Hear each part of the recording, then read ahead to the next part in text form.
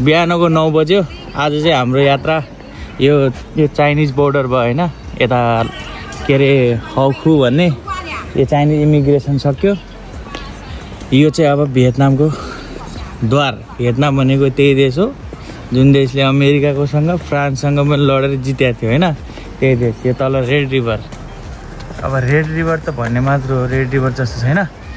Currency त्यहीँ पारितिर साट्यौँ ठुटै रेटमा। पहिला रगत भएको रेड रिभर। अनि यो चाहिँ फ्रेन्चले भियतनाममा इन्भेट गर्दाखेरि चाहिँ धेरै रगत बनाएको त्यो रेलवे लाइन हो, पुरानो फ्रेन्चले बनाएको हो त्यो, त्यही हो रेलवे लाइन।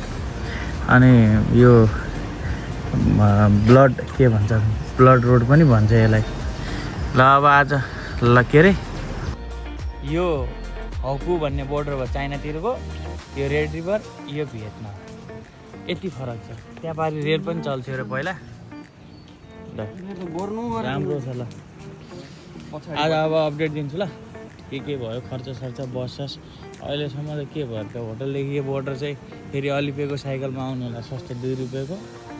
त्यसपछि पैसा साट्ने यतातिर, यहाँ साटे नि हुन्छ, क्यास साट्ने ब्याङ्कभन्दा बाहिर ट्याक्सीवाला अलिक सस्तो दिन्छन् है।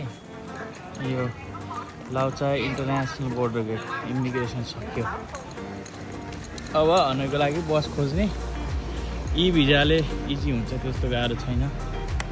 यिनीहरू पनि धेरै सोध्दैनन्, इङ्ग्लिस बोल्दैन, अलिअलि चाइनिज बोल्छन्, अनि आफ्नो भाषा हामीले आउँदैन।